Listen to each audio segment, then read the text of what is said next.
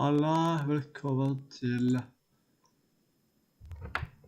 denne kanalen. I dag så skal dere få se hvordan man,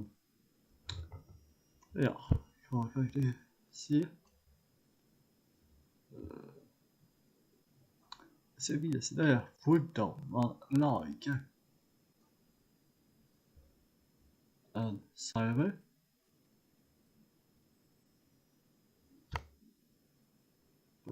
To sek.